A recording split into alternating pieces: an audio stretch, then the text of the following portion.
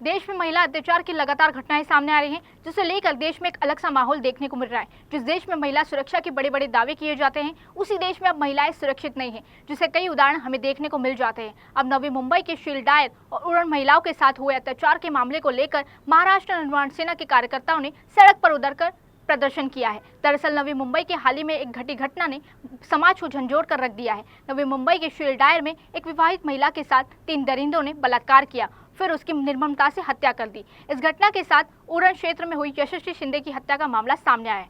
In घटनाओं ने महाराष्ट्र निर्माण सेना के आरोपियों के खिलाफ फास्ट ट्रैक कोर्ट में मुकदमा चलाने और कड़ी से कड़ी सजा दिलाने की मांग की है।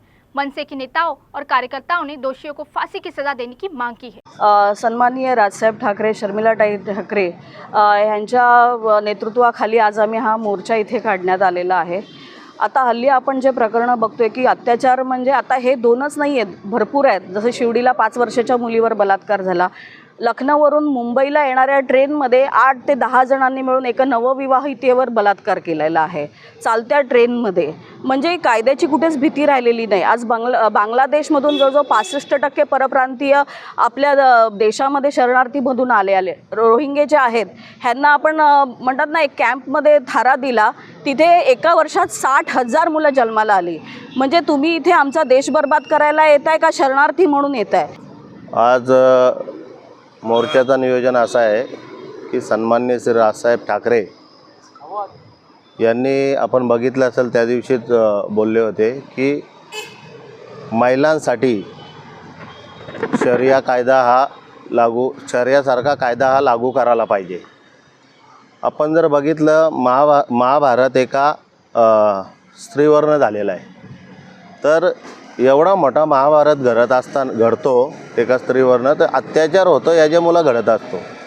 तर मग आता आपल्या इकडं एवढ्या महिलांवर अत्याचार होत असताना आता आपण बघितलं उरणमधली यशस्वी शिंदे आणि अक्षता म्हात्रेला फास्ट ट्रॅक लागू केलं, पण यशश्रीला आतापर्यंत फास्ट ट्रॅक लागू नाही केलं। तर आमची मागणी राहील की तिला अशा ह्या महिलांना तर अगोदर फास्ट ट्रॅक लागू करायला पाहिजे असे केसेसना। तर आमची मोठ्या प्रमाणात मागणी आहे की कायदा भक्कम झाला पाहिजे महिलांसाठी। इसी के साथ ही मनसे ने महाराष्ट्र में बांग्लादेश से आए शरणार्थियों को मकान और दुकान न देने की मांग की है। उनका कहना है इन शरणार्थियों के कारण देश को काफी नुकसान हो रहा है और अपराधों में तेजी से वृद्धि हो रही है। ऐसे में देखना होगा, बेहद महत्वपूर्ण होगा सरकार का इन मांगों पर क्या कदम उठाती है और महिलाओं की सुरक्षा के लिए किस तरह ठोस उपाय किए जाते हैं। नई मुंबई से शिवशंकर तिवारी के साथ मैं दिव्या, DC न्यूज़ इंडिया के लिए।